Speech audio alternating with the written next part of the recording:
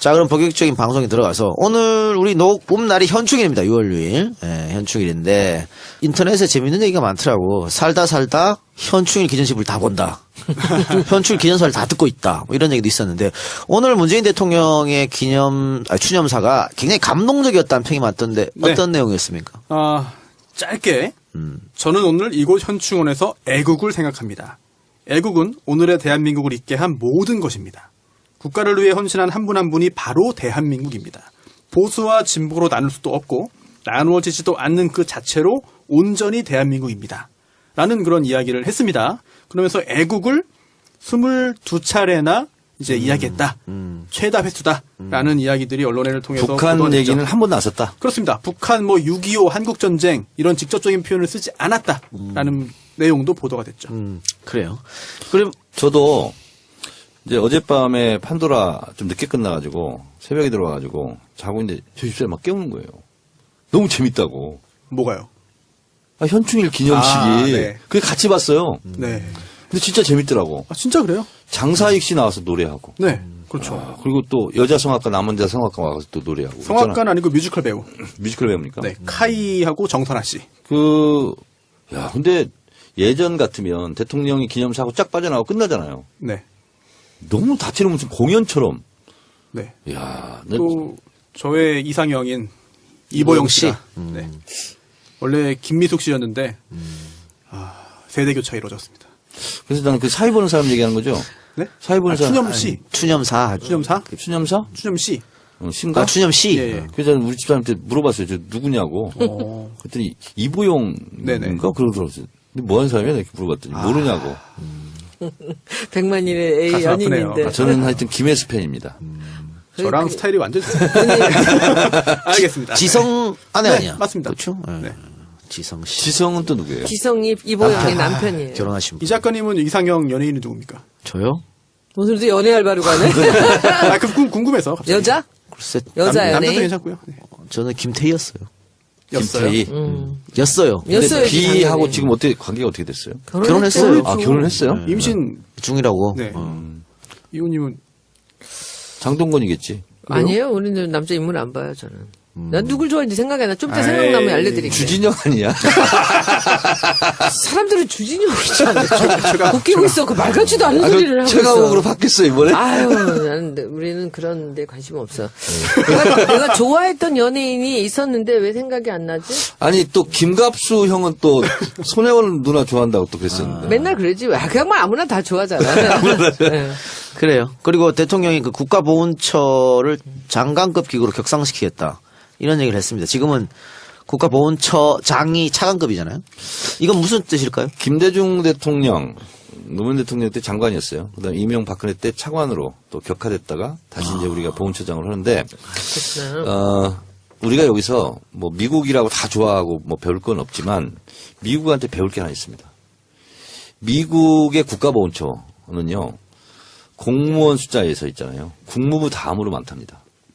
그 보훈 선양 사업을 그렇게 잘해요. 라이언 일병 구하기도 끝까지 한 명 구하잖아요. 그래서 미국은 이제 다민족, 다인종으로 구성되어 있잖아요. 그래서 애국주의 이걸로 국가 통합을 이제 이루는 건데 그렇기 때문에 국가보훈처 업무가 상당히 많고 예산도 많고 그렇습니다. 그래서 그런 점은 우리가 또 배워야 될 점이다 이렇게 보고 있습니다. 예. 그리고 오늘 한 가지 좀 흥미로운 일이 있었습니다. 10시에 사이렌 울리잖아요. 묵념하면서.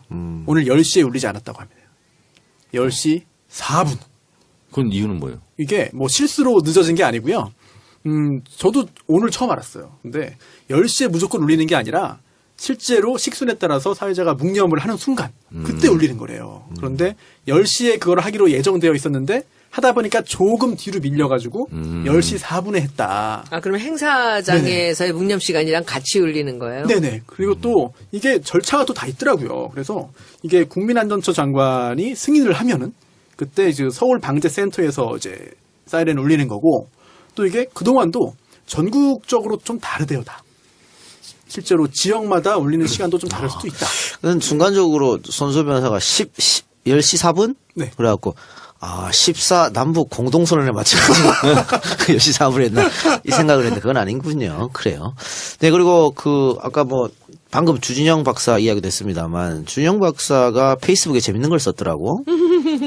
김상조 후보자를 20년간 봐왔는데 단점이 몇 개 있다. 마지막 단점은 머리숱이 나보다 많다. 그러니까 첫째 담배를 너무 많이 펴서 일찍 늙었다. 둘째 옷을 못 입는다. 셋째 상대방이 너무 허튼 소리를 하면 참지 못하고 너무 티나게 웃는다. 이 세 가지는 그가 방송에 나올 때마다 지적질했지만 고쳐지지가 않았다. 그런데 이것 말고 흠잡을 데가 없는 사람이다. 이렇게 칭찬했고 하나 더 나보다 머리숱이 많다. 이렇게 김상조를 위한 변명. 이번에 이전 정권에서는 없던 일이 지금 벌어지고 있습니다. 예. 김상조 공정거래위원장을 채택해라.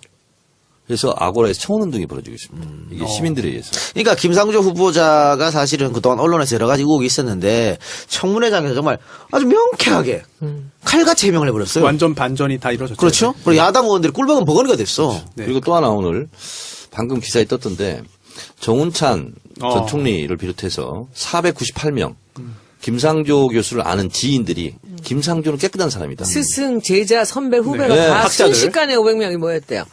전성인 교수도 포함되어 있고. 야, 그래서 이것이 전례를 찾아보기 어려운 첫사례입니다. 그러니까 이 사람들이 생각하기에 혹시나 이 재벌들의 힘에 의해서 그 야당이 이제 그들의 사주를 받아서 김상조를 낙마시킬 수도 있다라는 것에 대해서 사람들이 나선 거예요.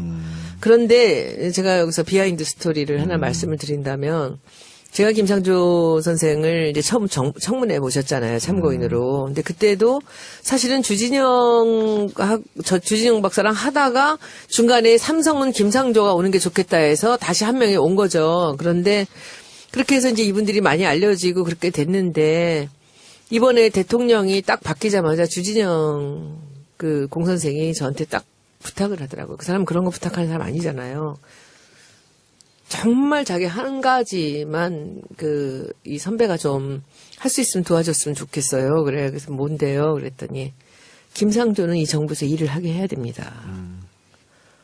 자기가 아니고 김상조에게. 그래서 제가 그럴 힘이 없지만 일단 들어가서 중요한 자리에서 일을 했으니까 사람 보는 눈이 있으시니까 기회가 되지 않겠습니까? 이렇게 얘기를 하고 말았어요. 근데 그때 제가 되게 깜짝 놀랐어요. 후배거든 4년이.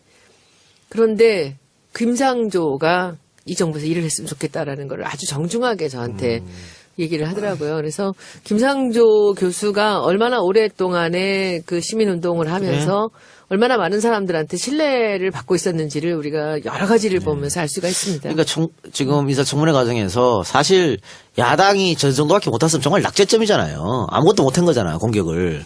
그랬음에도 불구하고 지금 야당이 김상조는 부적격 인사다. 임명을 철회하라. 그렇지 않으면 보이콧하겠다. 이렇게 이거는 그냥 완전 발목 잡기식으로 야당 청문위원이 자질 부족이죠. 그러니까 수준 이하에 보여줬어요. 저 의원님들께 질문이 있습니다. 특히 정 의원님께 질문이 있는데 누구죠? 이하경 의원인가? 네. 군포. 네. 네네. 공개했는데 자유한국당 청문위원들이 다 이제 공식 절차 마치고 또는 휴식 시간에 사적인 자리에서 김상조 후보자에게 가가지고 미안하다라든지 아니면 너무 내가 심했다라든지 이런 이야기를 했다라고 하는 거를 이제 언론에 이제 이야기를 했거든요. 혹시 실제로도 인사청문회장에서 그런 일들이 있는지 많아요.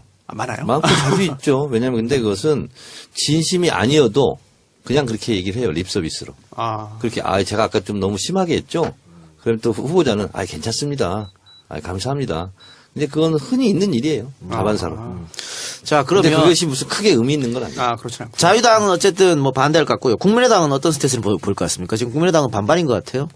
의원들이 찬성 반 반대 반. 지금 어떻게 눈치가 빠르고 분위기를 아는 사람은 찬성을 해야 된다 이런 거고 눈치가 없는 사람들은 야당 역할 제대로 해야 되는 거 아니냐 이렇게 지금 엇나가고 있고 그런 걸로 파악이 됩니다. 청문 경과 보고서는 법적인 강제 사항은 아닙니다. 그래서 이제 보통 야당에서 통과시켜 줄 때는 청문 보고서를 채택하면서 이러이러한 점이 부족해서 부적합이다. 적합 부적합. 여당은 적합하다.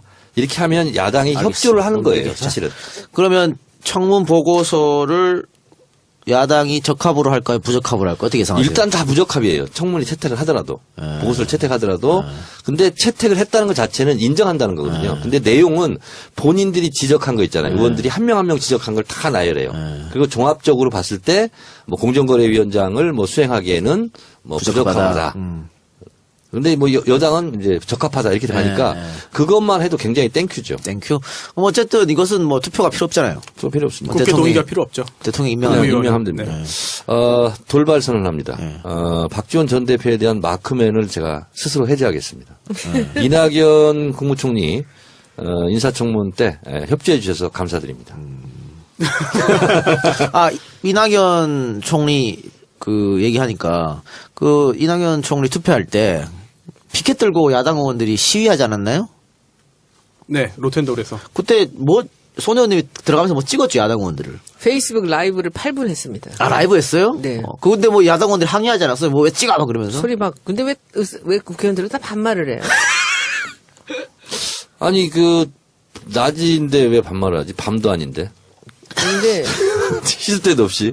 아니 이상하게 그 안에 조원진 의원도 그랬고 얘기하면 반말을 해요. 소리 지르면서 무슨 버릇들이야 그건 도대체. 근데 저는 제가 정 의원한테 여쭤보고 싶어요. 그 시위는 왜 하는 거예요? 사진 피켓팅 찍히려고. 하면서. 찍히려고 하는 거죠. 그리고 사진 찍었는데 왜 난리야? 근데 이제 기자가 아니잖아. 거기 기자 아닌 사람들이 사진 찍으면 안 돼요? 그러니까 형용 모순이에요. 형용 모순 행동. 아니 그러니까 보세요.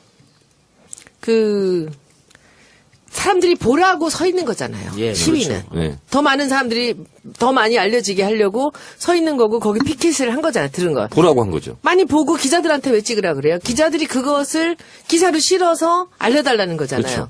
근데 기자가 기사를 써도 잘 알려지지 않아요. 네. 제가 페이스북 라이브를 하면 많은 사람들이 봐요. 한 10만 명이 봐요. 고마워해야 되는 거 아닙니까? 그 제가 피켓팅 하는 거를 찍었어요. 그걸 8분을 네, 들어가는 봤습니다. 길을 쭉 일부러 찍지는 않고 들어가는 길을 쭉 찍었어요. 그때 막 소리 지르면서 막 뭐 하는 거야 손혜원 막 이러면서 하는 거야. 그리고서는 제가 손혜원이 기분 나쁘다는 거지. 존재 자체가. 그래서 제가 미소를 지면서 이제 그걸 찍고 8분 하고 들어갔어요. 근데 이제 저는 뭐 그러고 나서 그게 올라가서 뭐 난리가 났죠. 그런데 그 어떤 종편에선가 어느 뭐 뉴스에선가 누군가가 그 정두원 의원하고 그 저기 누구야 우리 정봉주 전 의원하고 같이 뭐 하는 그 아침 프로인가 봐요. SBS. 뭐 했다고 그러는데 라디오요? 라디오에서 자질이 모자라는 국회의원이 지도 떳떳할 게 없는 게 그런 걸 찍어서 상식이 없는 짓을 했다고 정두원 의원이 그렇게 얘기를 했다는 어휴, 거예요. 심각한 발언인데. 그랬더니 그 정봉주 전 의원도 자기도 그렇게 생각한다고 얘기를 했다고 사람들이 저한테 이제 항의를 하는데 그래서 제가 그 얘기를 듣고 제가 오늘 그걸 여쭤보고 싶은 거예요. 제가 그것을 찍은 게 그렇게 상식에 어긋나는 짓이고 그것이 그 사람들 앞에서 동료 의원끼리 이럴 필요까지 있느냐라고 얘기를 했다는데 그 얘기 좀 명확한 해주세요. 제가 판결을 네네네네네. 내리겠습니다. 그분들이 네. 거기서 시위를 하는 것도 자유고요. 네. 그것을 페이스북으로 중계하는 것도 손혜원의 자유입니다. 아니, 조원진 의원이 국회의사에 막 하는 거 노회찬 의원이 찍었잖아요. 네. 노루 네. 페이스북. 노룩으로. 네. 그래서 국회의원은 가장 정확하게 말한 공인이에요. 연예인들이 공인이라고 하는 것은 잘못된 거예요. 네. 그래서 국가의 세금으로 세비를 받는 사람들이잖아요. 네. 그리고 그것을 국민에게 알릴 권리가 있어요. 본인들도 왜 반대하고 있는지를 알릴 권리 차원에서 본인들도 시위를 했잖아요. 자유라니까요. 네. 손혜원 의원이 이렇게 야당이 이걸 하고 있다 하고 국민들에게 알릴 권리도 있는 거죠. 속 시원하네요. 아니, 그래서 그 말씀이. 어떤 방송에서 제가 이제 출연했는데 고정적으로 가는 방송이 있습니다. 거기에서 옆에 있던 그 모 기자님이 좀 약간 부정적인 언급을 했어요. 비난을 한 거죠. 손수호 변호사 그때 가만히 있었어? 가만히 안 있었죠. 그때 똑같은 어투로 톤으로 얘기해 주세요. 지금요? 네. 아니, 근데 손변은 네. 한 번도 조금 억양이 올라가라 이런 법이 없어요. 아니요. 늘 리트에 아니야? 똑같- 똑같이 해보세요. 가끔 그렇게 똑같이는 못해요. 네, 못하는데 네. 그럼 다르게 해보세요. 네. 좀 풀어서 재해체해가지고 저는 그 분의 의견도 일리는 있지만 저는 그렇게 생각 안 하거든요, 사실.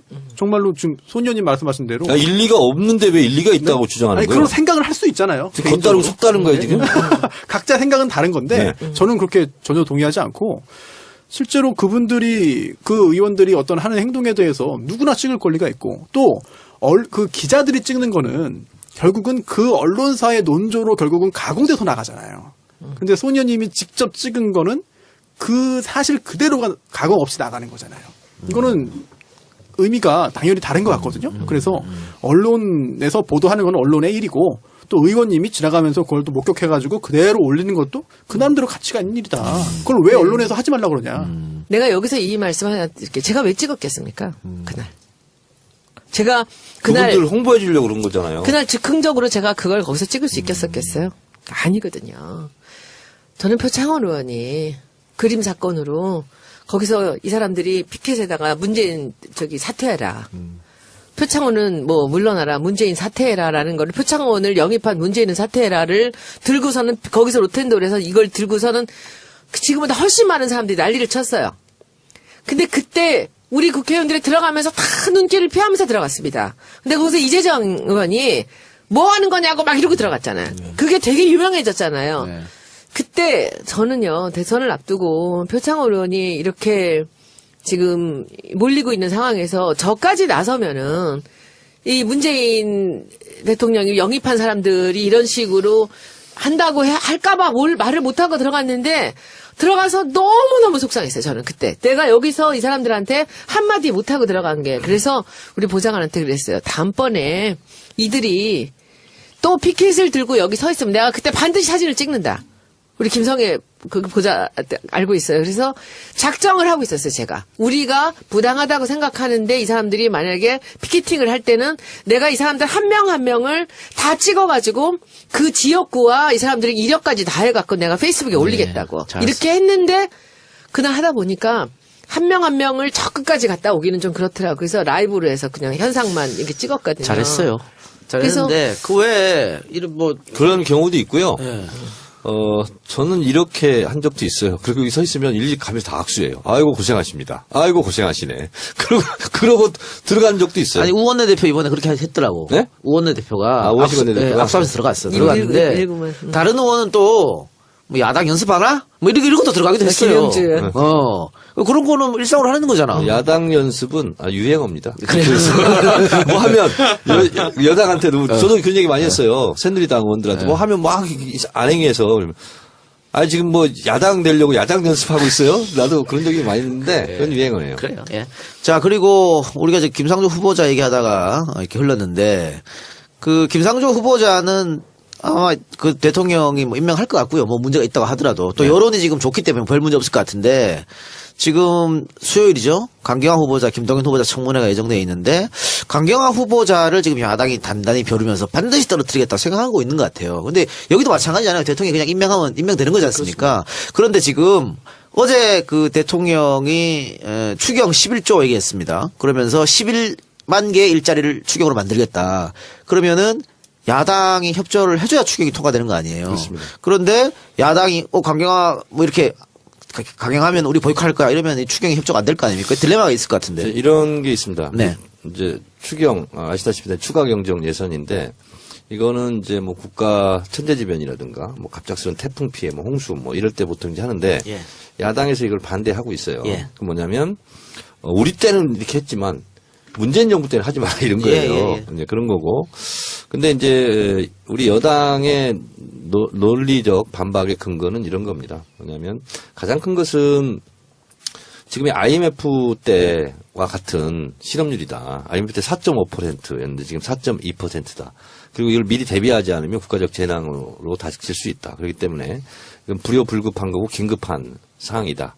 그래서 이제 추가 경정 예산을 이제 평성을 했는데 제가 이제 판도를 해보니까 정두원 의원이나 차명진 의원 같은 경우는 치매국가 책임제 있잖아요. 2,000억. 그건 뭐 쌍수를 들어서 환영하더라고요. 정말 잘하는 거다. 그리고 그런 것은 반대하지 못해요. 그래서 이제 내고를 할 겁니다. 그리고 이제 지금 1유 3무 이렇게 했거든요. 그래서 일자리에 필요한 거 딱 하나만 하고 기존의 관례처럼 했던 거 있잖아요. 선심성 지역 예산이라든가 뭐 국가 부채 발행이라든가 국채 발행이라든가 이런 것은 일자를 하지 않겠다. 그래서 기존 추가 경정 예산과는 다르고 대통령이 직접 와서 국회에 와서 설득하겠다. 이렇게 되면 이제 어떻게 되냐면 야당들에서도 이제 자기들이 원하는 예산들이 있어요. 아, 그럼요. 우리 때도 맨날 그러니까 그랬지. 그걸 끼워서 이제 대충 이제 레고를 할 거예요. 뭐 줄이든지 뭐 늘리지는 않을 거고. 그렇게 해서 추가 경정 예산은 그렇게 추가 경정 예산으로 예를 들면 정경분리 원칙처럼 그렇게 가는 게 맞는데 분명히 지금 야당으로서는 굉장히 호재거든요. 그래서 딜을 할 겁니다. 속으로. 추경 가지고. 네. 그러니까 민주당이 야당일 때도 일단은 정부 여당에서 추경하면 일단은 반대하고 결국 마지막에는 다 합의가 되더라고요. 네. 뭐 그런 의미를 좀. 추경이 통과 안 된 적은 별로 없어요. 그러니까요. 네. 네. 저 근데 일자리 얘기하지만 작년에는 메르스? 조선업이었어요. 조선? 네. 조선업을 돕는다고 해서 그 뭐 자기들 지역구로 울산이고 뭐 어디고 엄청 가져갔거든요, 그때. 기업 팔기를 많이 하죠. 네. 메르스 추경도 있지 않았나? 메르스는 그 전이었고요. 네. 작년에 제가 봤을 때는 그 조선 경기가 침체됐기 때문에 네. 그 지역들 활성화시킨다라는 것이었고요. 근데 오늘 한겨레 이제 강경화 후보 그 증여세도 좀 줄인 그 의혹이 있다. 그래서 평당 100만 원으로 계산을 해서 그걸 뭐 집값으로 매겨가지고 이렇게 했다고 그러는데 이제 전문가들 의견을 또 거기서 신문사에 실었어요. 평당 400 정도 했을 거다. 뭐 이렇게 해서 이제 한겨레에서 이제 그리 큰 비중으로는 안 나왔는데 그것을 보니까 아, 야당한테 또 이게 빌미가 될 수도 있겠다 이런 생각은 좀. 근데 저는 하나 들었어요. 궁금한 게 왜 우리가 강경화 후보나 김상조 후보가 안 되기를 바라겠습니까? 근데 지난번 우리가 마치 그 두 사람 중에 한 명은 떨어질 거랑 같이 얘기했다고 또 댓글들이 되게 얘기가 그랬어요? 많더라고요. 댓글들은 뭐 메르스 아니, 추경이 그래도. 있었네요. 있었죠. 네, 작년 2015년에. 네, 재작년이라니까. 2015년에. 근데 그때 메르스만 한 게 아니라 경기 침체, 네, 가뭄 네, 피해 지원을 위해서 큰 주제가 그때도 있습니다. 11조 6천억. 그렇죠. 항상 그랬어요. 작년에는 조선업이었어요. 그리고 제가 그 예산 소위했기 때문에 알고요. 그리고 올해는 이제 일자리로 가는 거죠. 항상 그 큰 주제가 있습니다. 예. 알겠습니다. 자, 그러면 여기까지만 듣고요. 광고 듣고 와서 이거하겠습니다. 정유라 영장이 기각됐습니다. 손수호 변호사. 네. 예상 못했죠, 솔직히. 발부될 줄 알았습니다. 그렇죠. 네. 거의 다 그러더라고. 아니, 범죄인 인도 청구를 해가지고 끌고 왔는데. 안 된 경우는 거의 유례가 없다던데. 그렇죠. 예. 물론 범죄인 인도 청구를 해서 데려온 경우에 무조건 다 구속 사유가 존재한다라고 단정할 수는 없다. 이 말도 법리적으로는 맞죠. 뭐 범죄인 인도 청구 요건과 또 우리나라에 들어와서 구속 영장 발부하는 그 사유와는 또 다를 수는 있습니다. 하지만 구속도 시키지 않고 불구속으로 재판을 할 정도인데 이렇게 범죄인 인도 청구를 요란하게 했다. 그럼 앞으로 이제 어떤 국가에 또 누가 도주할지 모르잖아요. 그럼 이제 범죄인 인도 청구를 하고 절차를 진행할 때 아니 한국은 범죄인 인도 청구해가지고 데려가도 구속도 안 시키고 뭐 그렇게 재판하던데 그러면 이제 좀 여러 가지 좀 앞뒤가 약간 맞지 그래요. 않는 듯한 그런 것도 있죠. 그래서 뭐 네티즌들은 이번에 영장 전담 판사 굉장히 욕하는 분도 있던데 그 사람이 박근혜 네. 구속영장 발부한 맞아요. 사람이죠. 예, 네. 박근혜 전 대통령을 구속영장을 발부했기 때문에 이게 판사가 참 어려운 직업이긴 합니다. 정말로. 네. 제가 쉬운 질문인데 네네. 어렵게 답 좀 해보세요. 구속 적부심 심사를 하는 것은 인권보호 차원에서 좋은 거죠. 그리고 뭐 불구속 수사가 원칙이기도 하고. 예, 예. 그런데 그 단시간 내에 구속이냐 불구속이냐 이것이 사실은 형량보다 더 중요하지는 않겠지만 굉장히 중요한 판단이잖아요. 굉장히 중요하죠. 근데 그것을 쏜살같이 불과 몇 시간 만에 하는 것이 이게 받는 제도예요. 일단 구속 적부심은 아니고 이제 구속영장 실질심사. 네, 구속영장. 구속 전 피의자 신문인데 저도 요 절차를 이제 많이는 못 해봤는데 이제 해봤거든요. 하면은 대부분의 경우에는 구속영장이 발부가 됩니다. 그런데 발부가 안 되는 경우도 있어요. 그럴 경우에는 사실 저희 입장에서는 정말 구속사유 존재하지 않는다라고 여러 가지 주장을 하는데요. 그중에 죄가 없습니다라고 하는 경우도 있지만 구속되면 합의를 못합니다. 피해자에게 정말 무엇이 중요하고 무엇이 이로운지를 잘 헤아려주셔서 구속되지 않고 밖에서 일을 잘 처리할 수 있게 시간을 주십시오라고 한다든지. 그러니까 네. 제 질문의 요지는 네네. 구속이냐 불구속이냐도 굉장히 중요한 판단이잖아요. 그러니까요. 예. 그거를 충분한 심리 시간이 확보되지 않은 상태에서 쫓기듯이 해야 되는 거잖아.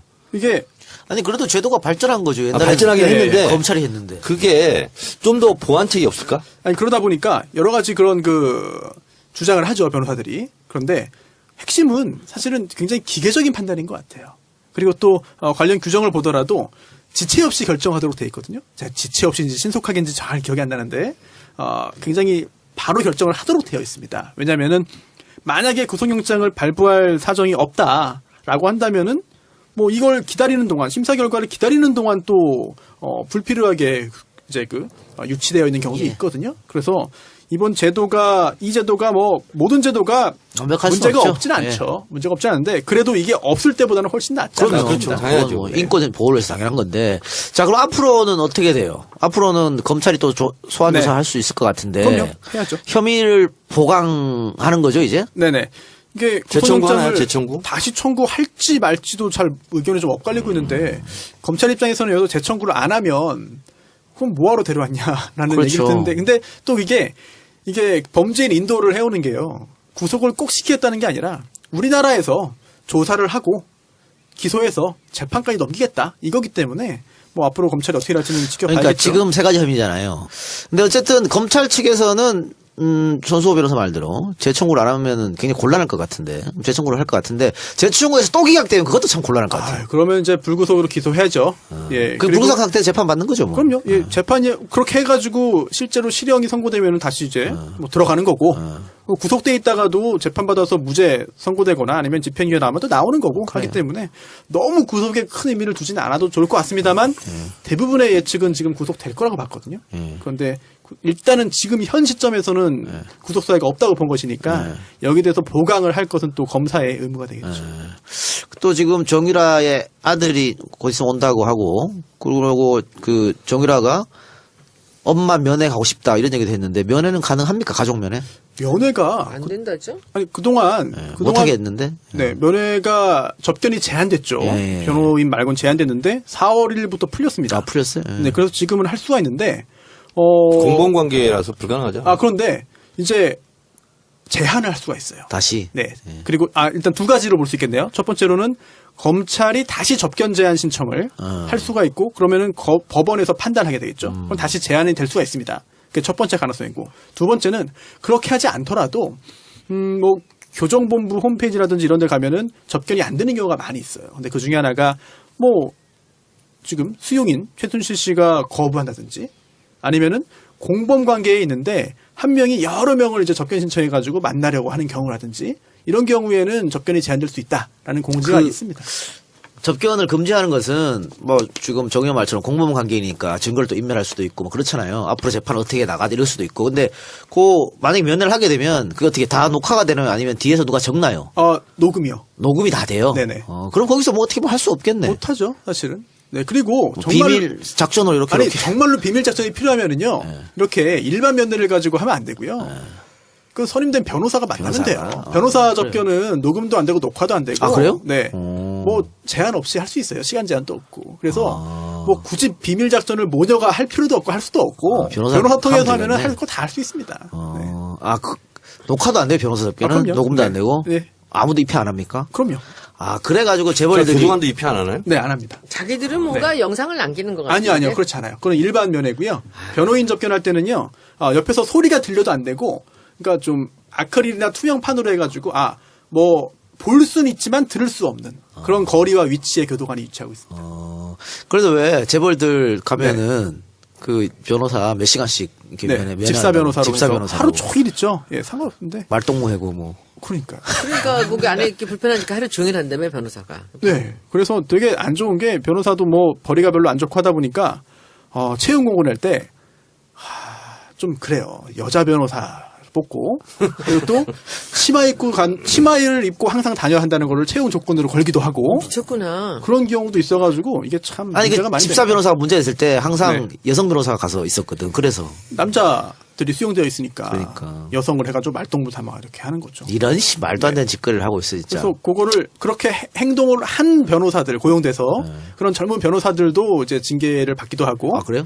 근데 오히려 그거를 고용해가지고 기획해가지고 큰 돈을 버는 그런 변호사들은 또 별로 뭐 그런 것도 안 받고 해가지고 변호사 사회 내에서도 문제가 좀 있습니다. 손소 변호사 회사는 전혀 없죠 그런 거. 저희는 완전 그런 거 안 합니다. 알겠습니다.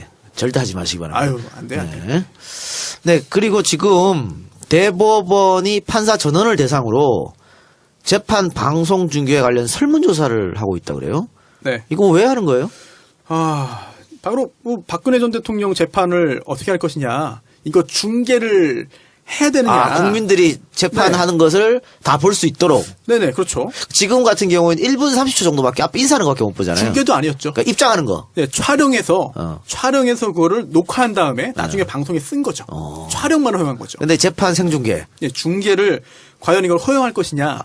설문조사. 네, 어디까지 허용할 것이냐. 그거 재밌겠는데? 박근혜 대통령, 전 대통령이라는 이야기는 없었지만 사실상 중요 재판이라는 표현을 썼거든요. 그럼 혹시 외국은 어때요? 다 중계가 되나요? 외국이요? 외국 그 오제이 심슨 사건도 재판 중계하지 않았나요? 그렇네. 근데 이게 지금 법에 따르면은요, 재판장이 허가하면은 중계도 할 수 있어요. 근데 그 대법원 규칙에 따르면 약간 다른데요. 예외적으로 허용한다 하더라도 이게 중계가 가능하긴 합니다만 이거를 재판하는 과정을 하는 게 아니라 그 앞부분에 시작하기 전에. 지금 그렇죠. 네, 시작하기 전만 할 수 있다는 규칙이 있기 때문에 바꿔야겠네. 이 규칙을 바꾸려는 시도를 좀 하는 것 같아요. 그런데 이게 그게 설마 바꿔져가지고 생중계가 되더라도 네. 그 많은 국민들이 좀 오해하실 것 같아. 네. 정말 영화에서 뭐 검사와 변호사가 피 터지는 말싸움을 그런 거 없잖아요, 사실.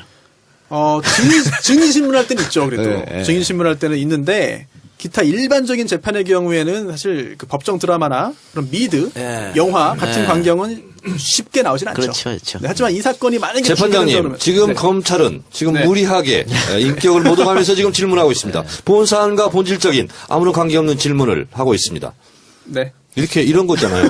그런 경우가 잘 없다 이 얘기죠. 자, 근데 그 결과가 나왔어요? 설문조사 결과가? 공개하자는 의견이 약간 높다고 하는 그런 보도가 있는데, 그게 그렇다고 해가지고 바로 뭐 규칙을 바꾸거나, 그리고 또 중계를 허용한다 하더라도, 재판 과정에 중계를 허용한다 하더라도, 이거를 1심, 2심에서 다 할 거냐, 아니면 모든 재판을 할 거냐, 아니면 나중에 선고 부분을 할 거냐, 여러 가지 그런 문제점이 있어요. 그렇겠네요. 그리고 제가 이게 수요일 아침에 그 CBS 라디오 김현정의 뉴스쇼에 매주 나와서 이제 라디오 재판정을 하는데, 예. 내일 새벽에 요 주제로 해야 됩니다. 제가. 그래요? 예. 저는 제가 항상 악역을 자처해가지고, 전 이번에도, 파트너가 누구예요? 그 노형희 변호사님이라는 여자 예, 변호사님인데, 예. 중계하면 안 된다. 라는 입장으로 좀 해야 돼요, 제가. 그래요? 열심히 하세요. 예, 알겠습니다. 재밌겠네. 재판이 생중계가 되면. 그렇죠? 예. 재미도 있는데 부작용도 있습니다. 뭐 그렇겠지. 뭐 모든 네. 게 반작용이 있으니까. 근데 판사들은 좀 다 보수적이잖아요, 대부분. 그럼요. 그래서 저는 안 될 것 같은데. 해도 나중에 이번에 헌법재판소에서 탄핵 결정 선고할 때, 그런 거 중계 정도지, 실제로 뭐, 변호인하고 검사하고 뭐, 이제 논쟁을 벌이고 하는, 그게 생중계될 가능성은 별로 없는 것 같아요. 적합하다 이렇게 되니까 그것만 해도 굉장히 땡큐죠. 땡큐. 어쨌든 이것은 뭐 투표가 필요 없잖아요. 좀 필요 없습니다. 국회 대통령이- 동의가 필요 없죠. 대통령 그냥 임명하는 임명하면 됩니다. 네. 돌발 선언합니다. 네. 박지원 전 대표에 대한 마크맨을 제가 스스로 해제하겠습니다. 이낙연 국무총리 인사청문 때 협조해 주셔서 감사드립니다. 이낙연 총리 얘기하니까 이낙연 총리 투표할 때 피켓 들고 야당 의원들이 시위하지 않았나요? 네, 로텐도르에서. 그때 뭐 소녀님이 들어가면서 뭐 찍었죠, 야당 의원들을. 페이스북 라이브를 8분 했습니다. 라이브 했어요? 네. 근데 뭐 야당 의원들이 항의하지 않았어요? 뭐 왜 찍어? 막 그러면서. 소리 막, 근데 왜 국회의원들은 다 반말을 해요? 아니 낮인데 왜 반말을 하지? 밤도 아닌데. 근데, 쉴 때도 없이. 아니, 이상하게, 그 안에 조원진 의원도 그랬고, 얘기하면 반말을 해요? 소리 지르면서. 무슨 버릇들이야, 그건 도대체? 근데 저는 제가 정 의원한테 이렇게 여쭤보고 싶어요. 그 시위는 왜 하는 거예요? 사진 피켓팅 찍히려고. 하면서. 찍히려고 하는 거죠. 그리고 사진 찍었는데 왜 난리야? 근데 이제 기자가 아니잖아. 거기 기자 아닌 사람들이 사진 찍으면 안 돼요? 그러니까 형용 모순이에요. 형용 모순 행동. 아니, 그러니까 보세요. 사람들이 보라고 서 있는 거잖아요. 예, 시위는. 그렇죠. 네. 더 많은 사람들이 더 많이 알려지게 하려고 서 있는 거고 거기 피켓을 한 거잖아요. 들은 거. 보라고 한 거죠. 많이 보고 기자들한테 왜 찍으라 그래요? 기자들이 그것을 기사로 실어서 알려달라는 거잖아요. 그렇죠. 근데 기자가 기사를 써도 잘 알려지지 않아요. 네. 제가 페이스북 라이브를 하면 많은 사람들이 봐요. 한 10만 명이 봐요. 고마워해야 되는 거 아닙니까? 그럼 제가 피켓팅 하는 거를 찍었어요. 그걸 8분을 네, 들어가는 봤습니다. 길을 쭉 일부러 찍지는 않고 들어가는 길을 쭉 찍었어요. 그때 막 소리 지르면서 막 뭐 하는 거야? 손혜원! 막 이러면서 하는 거야. 그리고서는 제가. 손혜원이 기분 나쁘다는 거지. 존재 자체가. 그래서 제가 미소를 지면서 이제 그걸 찍고 8분 하고 들어갔어요. 근데 이제 저는 뭐, 그러고 나서 그게 올라가서 뭐 난리가 났죠. 그런데 그 어떤 종편에선가 어느 뭐 뉴스에선가 누군가가 그 정두원 의원하고 그 저기 누구야 우리 정봉주 전 의원하고 같이 뭐 하는 그 아침 프로인가 봐. SBS. 예, 뭐 했다고 그러는데 라디오요? 라디오에서 자질이 자, 그럼 본격적인 방송에 들어가서 오늘 우리 녹음 날이 현충일입니다. 6월 6일. 예, 현충일인데 인터넷에 재밌는 얘기가 많더라고. 살다 현충일 기념식을 다 본다. 현충일 기념사를 다 듣고 있다. 뭐 이런 얘기도 있었는데 오늘 문재인 대통령의 추념사가 굉장히 감동적이었다는 평이 많던데 네. 어떤 내용이었습니까? 짧게. 저는 오늘 이곳 현충원에서 애국을 생각합니다. 애국은 오늘의 대한민국을 있게 한 모든 것입니다. 국가를 위해 헌신한 한 분 한 분이 바로 대한민국입니다. 보수와 진보로 나눌 수도 없고 나누어지지도 않는 그 자체로 온전히 대한민국입니다. 라는 그런 이야기를 했습니다. 그러면서 애국을 22차례나 이제 이야기했다. 최다 횟수다. 라는 이야기들이 언론을 통해서 북한 보도가 됐죠. 얘기는 한 번도 안 썼다. 그렇습니다. 북한 뭐 6.25 한국전쟁 이런 직접적인 표현을 쓰지 않았다라는 내용도 보도가 됐죠. 그래요. 그럼 저도 이제 어젯밤에 판도라 좀 늦게 끝나가지고 새벽에 들어와가지고 자고 있는데 저 집사람이 막 깨우는 거예요. 너무 재밌다고. 뭐가요? 현충일 기념식이. 네. 그게 같이 봤어요. 네. 근데 진짜 재밌더라고. 진짜 그래요? 장사익 씨 나와서 노래하고. 네. 그렇죠. 그리고 또 여자 성악가 남자 성악가 와서 또 노래하고. 성악가는 아니고 뮤지컬 배우. 뮤지컬 배우입니까? 네. 카이하고 정선아 씨. 근데 예전 같으면 대통령이 기념사하고 쫙 빠져나가고 끝나잖아요. 네. 너무 다치는 무슨 공연처럼. 네. 야, 또 저의 이상형인 이보영 씨. 네.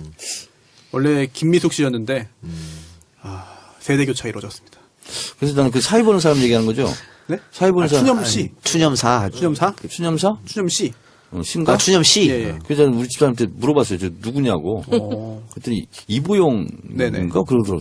근데 뭐 하는 사람이야? 이렇게 물어봤더니 모르냐고. 100만일의 A 가슴 아프네요. 연인인데. 저는 하여튼 김혜수 팬입니다. 저랑 스타일이 완전 알겠습니다. 지성 아내 네, 아니야? 맞습니다. 그렇죠? 예. 네.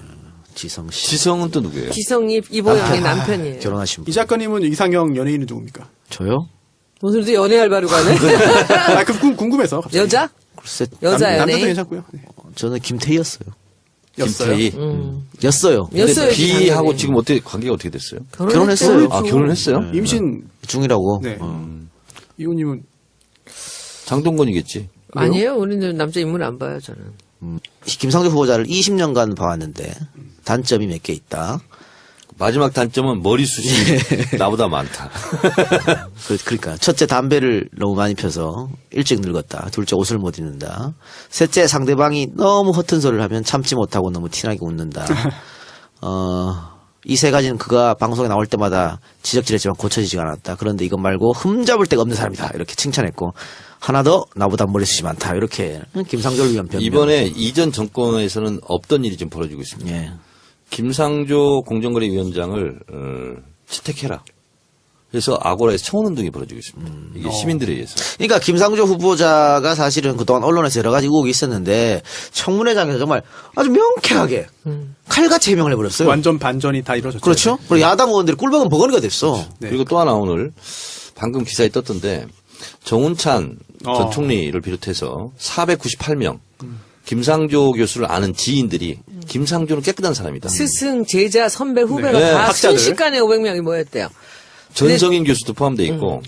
야, 그래서 이것이 전례를 찾아보기 어려운 첫 사례입니다. 그러니까 이 사람들이 생각하기에 혹시나 이 재벌들의 힘에 의해서 그 야당이 이제 그들의 사주를 받아서 김상조를 낙마시킬 수도 있다라는 것에 대해서 사람들이 나선 거예요.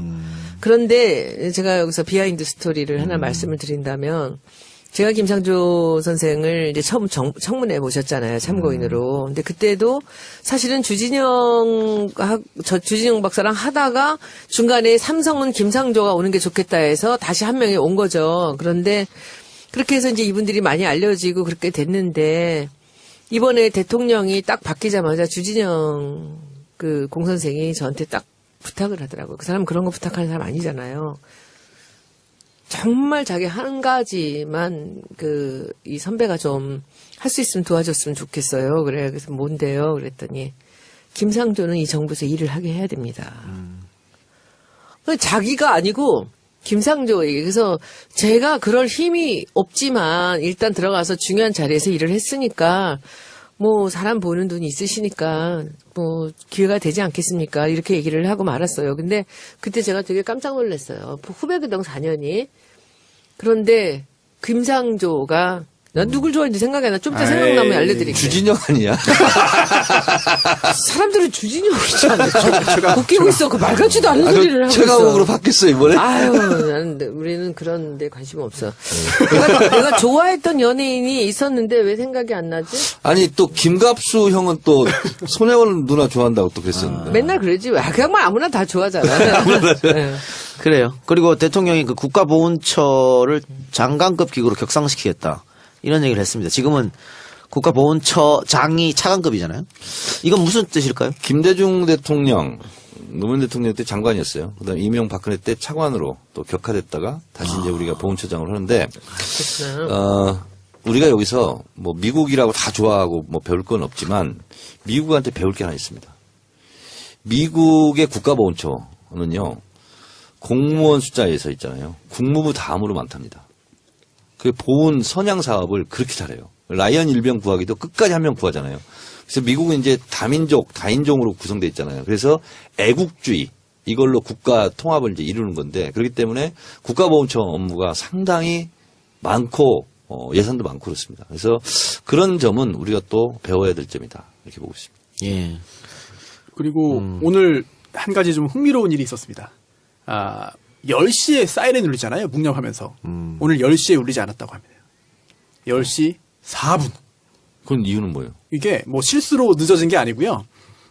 저도 오늘 처음 알았어요. 근데 10시에 무조건 울리는 게 아니라 실제로 식순에 따라서 사회자가 묵념을 하는 순간 그때 울리는 거래요. 그런데 10시에 그걸 하기로 예정되어 있었는데 하다 보니까 조금 뒤로 밀려가지고 10시 4분에 했다. 그러면 행사장에서의 묵념 시간이랑 같이 울리는 거예요? 네네. 그리고 또 이게 절차가 또 다 있더라고요. 그래서 이게 국민안전처 장관이 승인을 하면은 그때 이제 서울방재센터에서 이제 사이렌 울리는 거고 또 이게 그동안도 전국적으로 좀 다르대요, 다. 실제로 지역마다 울리는 시간도 좀 다를 수도 있다. 그건 순간적으로 손수 변호사가 10시 4분? 네. 그래갖고 14 남북 공동선언에 맞춰가지고 10시 4분 했나 이 생각을 했는데 그건 아닌군요. 그래요. 네, 그리고 아까 뭐 방금 주진영 박사 이야기도 했습니다만 주진영 박사가 페이스북에 재밌는 걸 썼더라고. 김상조 후보자가 이 정부에서 일을 했으면 좋겠다라는 걸 아주 정중하게 저한테 얘기를 하더라고요. 그래서 김상조 교수가 얼마나 오랫동안에 그 시민운동을 하면서 얼마나 많은 사람들한테 신뢰를 받고 있었는지를 우리가 여러 가지를 보면서 알 수가 있습니다. 그러니까 지금 인사청문회 과정에서 사실 야당이 저 정도밖에 못했으면 정말 낙제점이잖아요. 아무것도 못한 거잖아요. 공격을. 그랬음에도 불구하고 지금 야당이 김상조는 부적격 인사다. 임명을 철회하라. 그렇지 않으면 보이콧하겠다. 이렇게 이거는 뭐 그냥 완전 발목 잡기식으로 야당 청문위원이 자질 부족이죠. 그러니까 수준 이하에 보여줬어요. 저 의원님들께 질문이 있습니다. 특히 정 의원님께 질문이 있는데 누구죠? 이하경 의원인가? 네. 군포. 네네. 공개했는데 자유한국당 청문위원들이 다 이제 공식 절차 마치고 또는 휴식 시간에 사적인 자리에서 김상조 후보자에게 가가지고 뭐 미안하다라든지 아니면 너무 내가 심했다라든지 이런 이야기를 했다라고 하는 거를 이제 언론에 이제 그 이야기를 했거든요. 혹시 실제로도 인사청문회장에서 그런 일들이 있는지 많아요. 많아요? 많고 자주 있죠. 왜냐하면 근데 그것은 진심이 아니어도 그냥 그렇게 얘기를 해요. 립서비스로. 그렇게 제가 아까 좀 너무 심하게 했죠. 그럼 또 후보자는 괜찮습니다. 감사합니다. 근데 그건 흔히 있는 일이에요. 다반사로. 자, 그런데 그러면 그것이 무슨 크게 의미 있는 건 아니에요. 그렇지 않고. 자유당은 어쨌든 뭐 반대할 것 같고요. 국민의당은 어떤 스탠스를 보일 것 같습니까? 지금 국민의당은 반반인 것 같아요.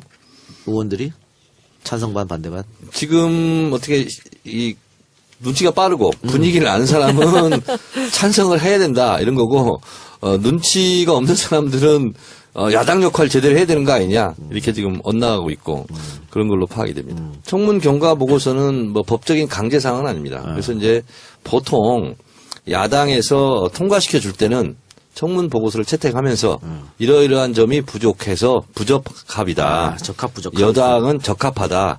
이렇게 하면 야당이 알겠습니다. 협조를 하는 거예요, 알겠습니다. 사실은. 그러면 청문 보고서를 야당이 적합으로 할까요? 부적합으로 할까요? 어떻게 예상하세요? 일단 다 부적합이에요. 청문이 채택을 하더라도. 보고서를 채택하더라도. 근데 채택을 했다는 것 자체는 인정한다는 거거든요. 근데 내용은 본인들이 지적한 거 있잖아요. 의원들이 한 명 한 명 지적한 걸 다 나열해요.